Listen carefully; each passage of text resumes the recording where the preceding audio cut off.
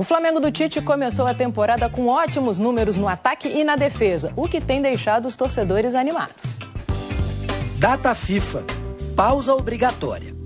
E quando ela chega, o ninho do urubu costuma ficar mais vazio. Dessa vez, Ayrton Lucas e Fabrício Bruno estão com a seleção brasileira. Vinha, Arrascaeta, Varela e De La Cruz formam o quarteto rubro-negro do Uruguai. Pulgar estava na lista de convocados do Chile, mas foi cortado dos amistosos por causa de desgaste muscular. Aos que ficam, tempo para descansar até amanhã à tarde e para treinar para o primeiro jogo da final do Carioca contra o Nova Iguaçu, dia 31. Tempo para a gente também, para tentarmos entender um pouco mais do time do Tite, especialmente sobre o equilíbrio e a organização defensiva, que tem dado o que falar. Agora é o Tite, né? O time tá bem mais arrumado. A chegada do De La Cruz também, perfeito pro meio campo. O Flamengo não toma gol. Procede a 11 jogos, 965 minutos. Rossi agora é o goleiro a ficar mais tempo sem ser vazado na história do clube.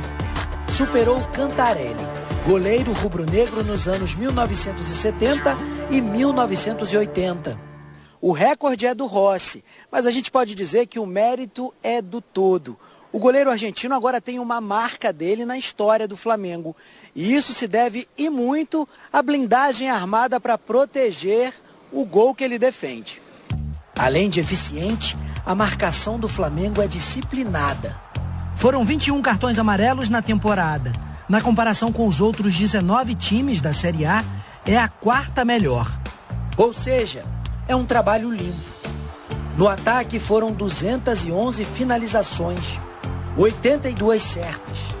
A cada 5 tentativas, acerta o gol 2 vezes. No estadual, precisa de menos de 9 tentativas para marcar. São números. Dizem muito para alguns e nada para outros. Hoje, dizem maravilhas desse Flamengo. Como já falamos, foram sorteados os grupos da Libertadores. O nosso correspondente Rafael Sibila acompanhou tudo e conta agora pra gente. Teve dirigente que deixou o Paraguai satisfeito. Me preocupo muito com a questão da logística e com a questão da altitude. Acho que em relação a isso a gente pode avaliar que foi um bom sorteio. Ano passado pegamos um grupo considerado um grupo mais difícil do que esse desse ano e passamos e fomos campeões. Outros voltaram para o Brasil, mais preocupados. Preocupa um pouco assim, o fato de você ter que jogar o primeiro jogo, por exemplo, além da altitude, numa logística muito complicada, né? Um local muito distante, que é na Colômbia.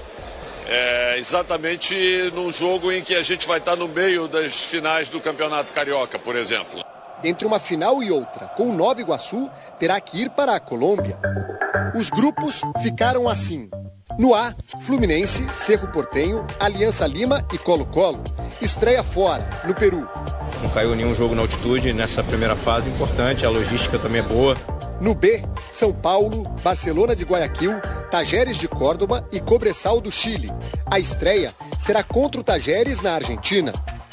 No grupo C, Grêmio, Estudiantes de La Plata, The Strongest da Bolívia e o Huachipato do Chile. Primeiro jogo na altitude de La Paz. No D, LDU, Júnior Barranquilla, Universitário do Peru e o Botafogo. A gente já jogou com a LDU ano passado 2 vezes, na Sul-Americana. Time fortíssimo, fortíssimo, ainda mais na altitude. O Alvinegro é o único brasileiro que vai estrear em casa contra o Júnior. No grupo E, estão Flamengo, Bolívar, Milionários e Palestino do Chile. Primeiro jogo em Bogotá contra o Milionários. Se a gente pudesse jogar num local mais próximo e tal, com menos desgaste para os nossos jogadores, né, que ficam lá respirando ar rarefeito, tudo isso, seria melhor. Mas acontece, é do jogo e vamos encarar. No F, Palmeiras, Independiente del Valle, São Lourenço e Liverpool do Uruguai. A estreia será na Argentina, contra o São Lourenço. No G estão Peñarol, Atlético Mineiro, Rosário Central e Caracas, contra quem o Galo fará a estreia. O Grupo H é o único sem brasileiros. Tem River Plate, Libertad, Deportivo Táchira e Nacional do Uruguai. Será uma fase de grupos sem confrontos entre times brasileiros. O Botafogo, que estava no pote 4, era o que tinha mais chances de cair num grupo da morte. Mas após o sorteio, a sensação dos dirigentes é que os grupos ficaram bastante equilibrados. Surpreendentemente até, porque é difícil apontar um grupo da morte ou um grupo mais fraco. Acho que isso mostra muito do que é o nivelamento da competição. A primeira rodada será entre os dias 2 e 4 de abril.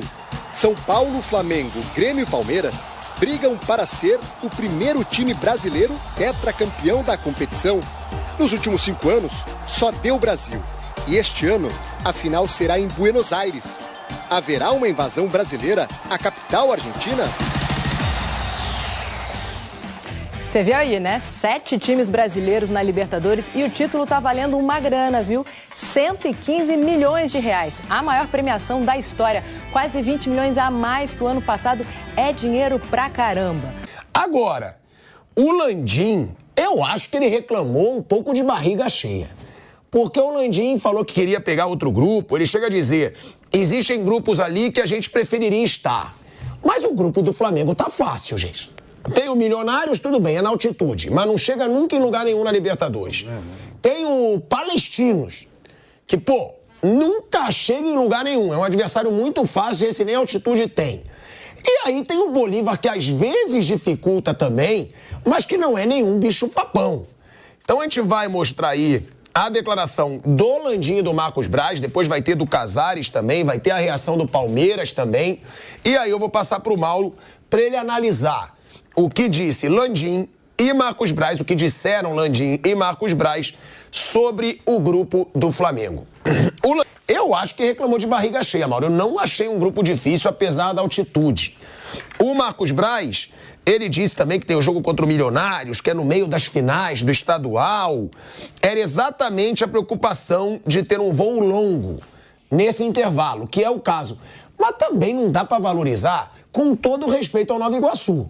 O Flamengo reserva tem que ganhar do Nova Iguaçu, com o investimento que tem.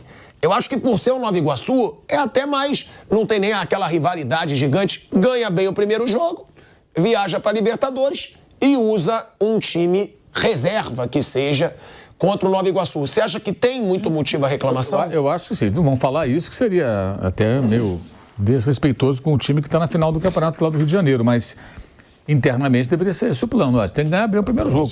É isso. Para cima, fazer uma diferença, se possível, maior do que um gol. Essa tem que ser a meta, o objetivo. Você vai conseguir outra história, né, que já ganhou. Você tem que ter uma meta alta. Faz 2 ou 3 gols de vantagem, você praticamente sacramenta o título e aí vai para a Bolívia. E na Bolívia, acho que eles têm que levar o time mais adequado. Fazer todos os testes, ver quais são os jogadores que reagem melhor na altitude. Pegar o histórico, inclusive, desses atletas que já foram até lá. Planejar qual é a equipe mais adequada. Na Bolívia não, o jogo é na Colômbia. Colômbia. Esse não é um jogo tão complicado, porque Bogotá não é tão alto, então os efeitos não são tão rigorosos. Se fosse o jogo com Bolívar de cara, ia ser ruim. E o jogo com Bolívar já é lá na frente. Assim, o bom de jogar contra o Bolívar mais adiante é que tem sempre a possibilidade do time boliviano ter perdido pontos aqui ou acolá, e aí já joga meio que no desespero. A pior coisa que tem é jogar de cara, tanto nas eliminatórias. O Brasil sempre pega a Bolívia na última rodada, né? É uma molezinha, que aí já está eliminado. Batata. A roubada é pegar a Bolívia nas eliminatórias no começo, que eles estão ali pilhados, achando que vamos lá, vai dar, se você pode. Aí joga na altitude como se fosse o jogo da vida. E a mesma coisa vale para os times na Libertadores. Começo, primeira rodada, segunda rodada, os caras estão babando. Lá para a quarta rodada, lá no caso vai ser na terceira rodada, de repente já perdeu um jogo, já empatou outro, já está meio com a faca no pescoço, tem que ganhar, já tem que ter outro comportamento, você pode administrar melhor, pelo menos em tese. Então foi bom pegar primeiro o Milionários e não o Bolívar. O Bolívar fora de casa. Então acho assim, o Flamengo vai tudo em voo fretado. Vai fazer o quê? Voo de 5 horas? Vai no voo fretado. É a mesma coisa quando for jogar na Paz. Vai chegar no dia do jogo, que é o mais adequado, para quem não pode fazer preparação, segundo todos os especialistas falam, né? Então você vai sair do Rio de Janeiro e vai parar, se não quiser ir num voo direto, você vai ficar em alguma cidade como Santa Cruz da Serra e vai subir para La Paz. Quase na hora do jogo. Quase na hora do jogo. Você vai subir horas antes, vai para o hotel e tal, dali para o estádio, jogou, já volta direto. Do estádio para o aeroporto, já e lá o aeroporto, você não sobe, o avião desce, né? Desce, Então já sai dali, o avião já vai embora e já vai para o Rio de Janeiro, direto. Aí já vai direto para o Rio, nem para em lugar nenhum. Mas tá reclamando de barriga cheia, lá, né? O grupo é fácil. 2 horas mais cedo lá, se não falha a memória, né? Acho que são 2 horas a menos. Então vamos imaginar que o jogo termine aqui meia-noite. Que o voo sai de lá... Meia-noite tá aqui. 2 da manhã. Tá aqui. É meia-noite lá. Vai chegar aqui... A volta é sempre mais rápida. Vai chegar aqui, sim. Vai chegar aqui ao amanhecer do máximo. A volta é mais rápida. Né? Normalmente pega voo de cauda. À noite ainda. Porque reclamar desse grupo é um grupo fácil. Não tem um time ali tradicional nesse grupo do Flamengo. O grupo não é ruim. A logística não é ideal, mas você quer tudo. Quer pegar carne assada, servida na mesa, não vai para lugar... Aí não dá, amigo. Não, algum problema você vai ter. Eu acho que é melhor pegar o Milionários do que, por exemplo, jogar com o São Paulo. Vai jogar com o Talheres, o Grêmio vai jogar com o Estudiantes, ou jogar com o Nacional em Montevideo. O próprio Palmeiras vai pegar o Independente Del Valle, que tem dado trabalho para todo mundo. São Lourenço. Por exemplo, Penharol, eu não vi a tabela do Atlético. Penharol, eu acho que o Penharol, pelo retrospecto, não tem assustado. Mas pegar o Penharol de cara no Uruguai não é bom também. Entendeu? Segunda rodada, você vai pegar que eles estão ainda na briga. Entendeu? O ideal é pegar no final. Aí já deve estar eliminado, possivelmente eliminado. Tem tudo isso também, né? São 6 compromissos. E o comportamento dos adversários na primeira rodada, na segunda, muda em relação à final, porque às vezes o time está fora já. Ou então está desesperado, tem que ir de qualquer jeito, aí vai jogar de uma forma meio mais desorganizada, mais apavorada. Enfim, mas não tem do que reclamar, não. Tá reclamando aí, pô. Tá fazendo... Tá jogando pra galera. Se passar, passamos um grupo difícil. O grupo é fácil. Todos os obstáculos nós entramos. Esse discurso já é conhecido, né? O Flamengo entende que é sim o mais forte, mas a questão logística é o que parece preocupar os rubro-negros nesse momento. Boa tarde. Tudo bem, Bruno? Muito boa tarde para você. Boa tarde aí também para o Marra. Beijo para Mari, enfim... para Mari Pereira, Mari Spinelli também, todo mundo que está com a gente nesse Sport Center. Pois é, o Flamengo falava tanto lá, até o Zupac, a Roberta trazia ontem palavra dos dirigentes, eles falavam tanto em questão de logística e tudo mais, que preocupava bastante, acabou que é o que vai pegar mesmo para o Flamengo, né? Acabou que vai jogar por 2 vezes na altitude, vai enfrentar, enfim, o Milionários em Bogotá e depois o Bolívar na altitude de La Paz, um 2.600, quase 2.700, o outro 3.600, 3.400, enfim, algo assim de altitude. Então o Flamengo vai ter essa dificuldade, são distâncias razoáveis para você percorrer, especialmente ali o primeiro jogo, a estreia, que deve ser, a tabela detalhada ainda vai sair mais daqui a pouquinho, mas o primeiro jogo, já se sabe, contra o Milionários na Colômbia, vai ser entre as 2 partidas da final do Campeonato Carioca, né? Entre as 2 finais do Campeonato Carioca, os 2 jogos contra o Nova Iguaçu. Então o Flamengo já sabe, vai ter que, de repente, tentar fazer um bom resultado contra o Nova Iguaçu no primeiro jogo, para tentar mandar o time titular na estreia, num jogo difícil, numa altitude, estreia de Libertadores, e aí depois completar esse segundo jogo no Campeonato Carioca, porque é uma temporada que o Flamengo não pode mais se dar o luxo de nenhuma surpresa, como teve em 2023, teve percalços aí que custaram bastante. Então é essa a maior preocupação. Tem ainda o Palestino ali, o Flamengo conhece bastante, uma pedrinha no sapato, foi até o primeiro time que o Vinícius Júnior marcou um gol na carreira, na Sul-Americana de 2017, mas, enfim, a questão logística, de fato, parece que o Flamengo falou tanto que vai pegar. O presidente Rodolfo Landim conversou com os nossos companheiros que lá estiveram no Paraguai para o sorteio da Conmebol, falou um pouquinho aí sobre essa disputa do Flamengo em busca do tetra da Libertadores, que no ano passado ficou bem, bem longe. A classificação na fase de grupos também é importante, porque ela influencia depois no jogo de ida e volta. Então, eu diria hoje que eu não vejo grandes favoritos para essa competição. Existem grupos ali que a gente preferia estar. Qual, por exemplo? Não, deixa para lá. Mas assim, eu já comentei, quer dizer, jogar na altitude é um problema para todos os clubes brasileiros, a gente sabe, historicamente é um problema. E a logística muito complicada também é um problema, né? Então, basta ver ali quem acabou pegando, às vezes, jogando em altitudes mais baixas ou no nível do mar, seria melhor. A gente tem na tela, Pedro, inclusive, as distâncias aproximadas aí, fazendo uma conta dos voos que os times farão nessa Conmebol Libertadores. Então, só quem tem uma distância maior é o Botafogo, com mais de 13 mil quilômetros. Tá louco. É muita coisa. Dá pra soltar um nu aí, hein? Dá pra soltar um nu. Nu. E o Grêmio é o que tem a menor distância aí a ser percorrida, com aí pouco mais de 5 mil quilômetros, mas a conta o Flamengo não só dá distância em quilometragem, mas aí você também tem que levantar em metros. Pra cima. E outra coisa. Vertical e horizontal. Aí é só a ida, tá? Isso é só a ida. Tem ida, né? Só contando só a ida. Isso, porque depois você vai ter que... Tem que voltar também, né? Vai jogar na altitude, depois você tem que Fica descer. por lá. Tem esse detalhe. Agora vou ficar Mas por você aqui, suba tá? e não consiga descer. Mas isso que vocês estão falando é muito interessante, sabe por quê? Não é só a questão de quanto você vai andar, né? A distância. Mas essa acho que é a particularidade da Libertadores. É o local onde... Porque não é só a distância. Às vezes é mais fácil você sair daqui e ir pra Nova York... Sim. Do que você ir pra uma... A logística é muito ruim. Essa é a questão da logística. Contra quem que o Atlético jogou na temporada passada? Foi o... Foi contra o Carabobo. Carabobo. Que aí você tinha que fazer um voo, mas você tinha que pegar um carro, um ônibus pra poder chegar. Aí é uma estrada de 2 horas. O voo, né? Dividia. Aí você chega lá num hotel, mas é assim, mas aí você não tem onde... Então, assim, tem muitas particularidades. Não é assim, não é apenas a distância. Aí, nesse lado, jogar em Bogotá, por mais que tenha altitude, você vai jogar contra um grande clube tradicional que não vive um grande momento. Tá. Mas você vai jogar em Bogotá. Você tá numa cidade grande. Tem toda a tranquilidade de pegar um voo, descer em Bogotá e voltar. Mas a altitude é uma pedra no sapato. É que o Flamengo ele faz isso, né? A gente faz a conta da horizontal e do tanto que ele sobe. Mas aí, ao mesmo tempo que pro flamenguista que ouve isso... Mas e o elenco, né? É isso que eu ia falar. Porque o flamenguista que ouve isso, ele fala assim... gente, mas de toda forma eu queria o caminho ou a distância menor e menor altitude. Mas o Flamengo, ele monta um elenco desse tamanho... Pra suportar. Exatamente, pra tentar lidar com isso. Se fosse outra equipe, talvez até a esperança já tivesse assim, cara, ferrou, vamos focar em outras coisas, porque ali na logística vai descansar muito no nosso elenco, né? O Flamengo não é que ele tá tudo bem ele ter esse problema, mas ele tem mais armas pra solucionar. Sim. Porque tá, entre aspas, cada vez mais presente, né? Não sei se cada vez mais, mas, por exemplo, o Always Ready agora, que não se classificou para Libertadores, já consegue jogar no seu estádio. E também... Que alívio que ele não se classificou. Exatamente. Que foi um alívio mais... Tem Sul-Americana, enfim, né? Pode cruzar com os brasileiros.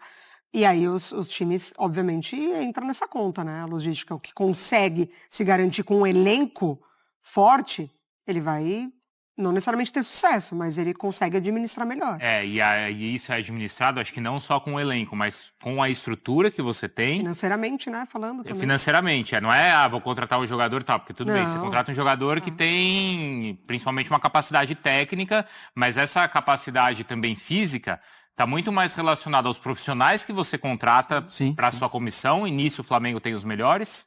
Como os outros grandes clubes do Brasil também investem muito, e na estrutura que você tem. Claro, que você consegue simular situações de ambientação mesmo, né? De aclimatação.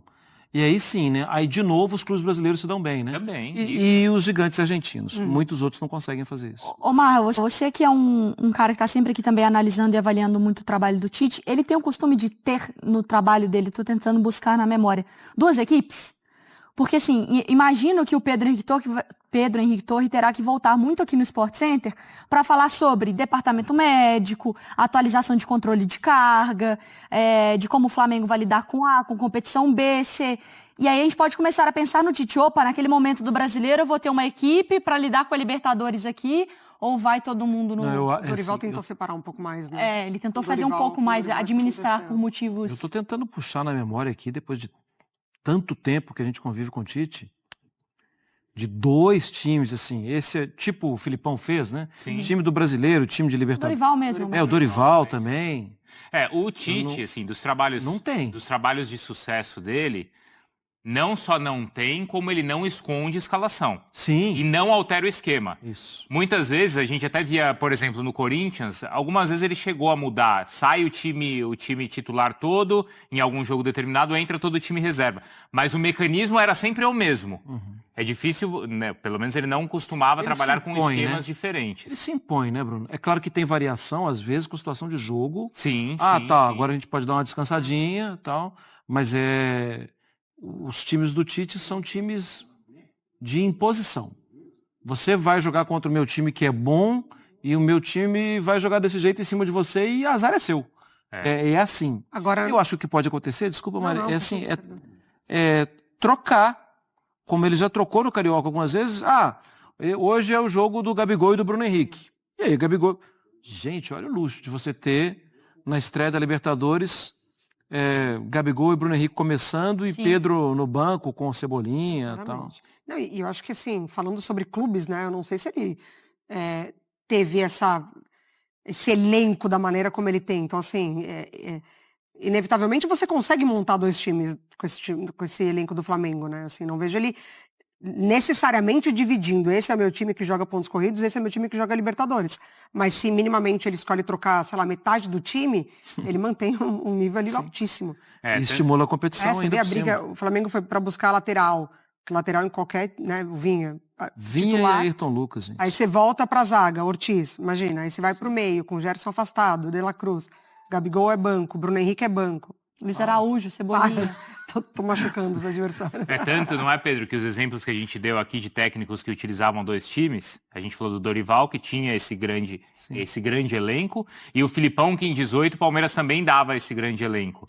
Mas outros técnicos, como o Abel mesmo fez agora, ou o Cuca em 21, com o Galo, ele era... O próprio Jorge Jesus também, vambora, né? O Jesus, exato, não é? O Jesus é o melhor exemplo. Mudanças, né? Assim, pontuais. Sim, mas não de tirar um time todo e colocar outro time.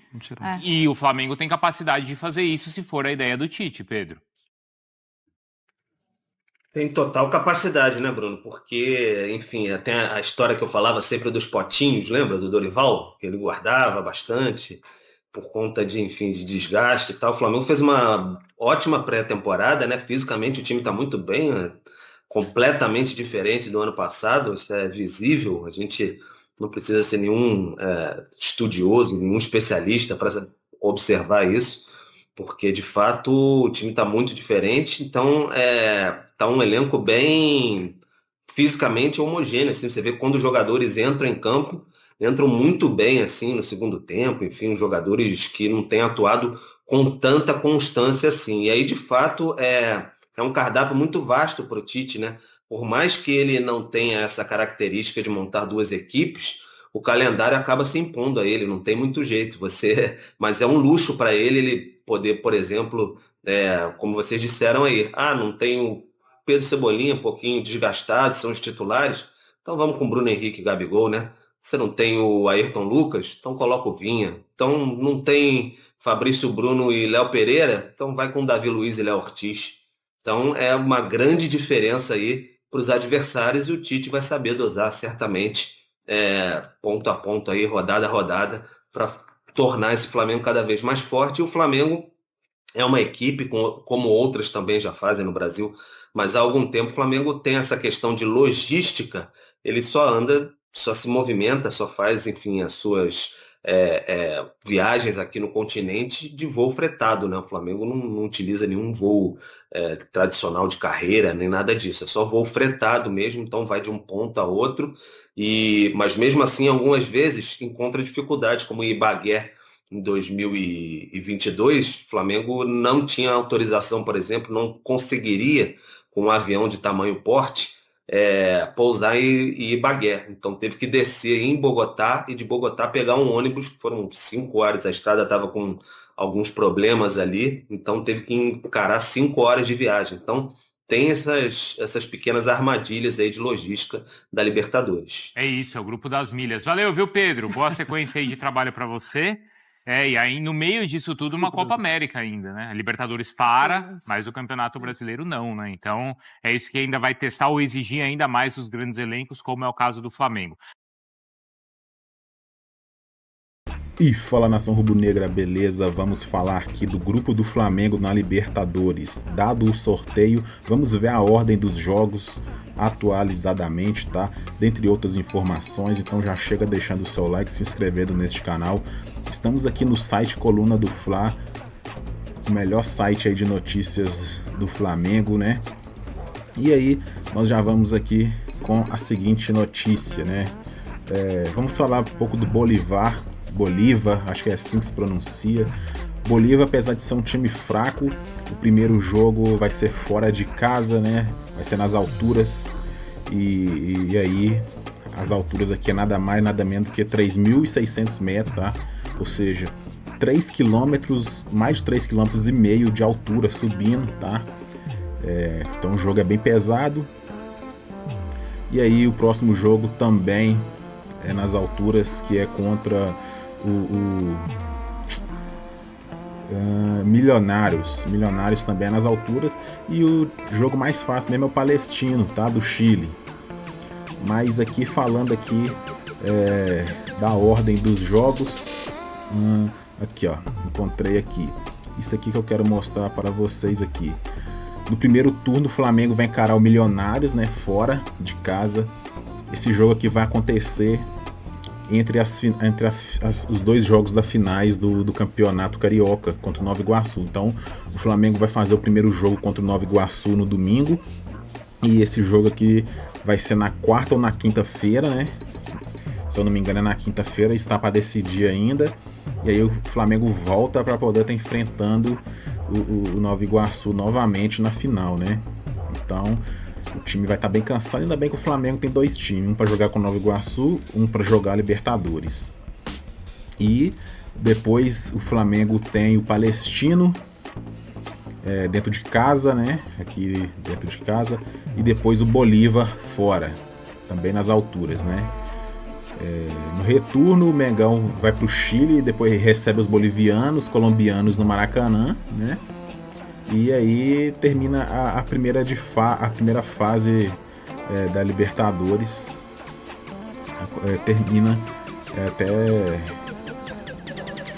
até junho, né? Então é isso aí, as informações do Mengão na Libertadores. Deixa aqui nos comentários o que vocês acham desse grupo aí do Flamengo, né? Eu, pra ser sincero, eu gostei muito. Times fracos que o Flamengo vai pegar. Mas vai jogar nas alturas, que não sei o que. O Flamengo montou dois times e foi pra isso, meu amigo. O Flamengo montou dois times e foi pra isso. Deixa um aqui disputando os campeonatos aqui, Brasileirão, que tá pra começar, e vai pras alturas com o time titular, disputar a Libertadores, que é o que interessa.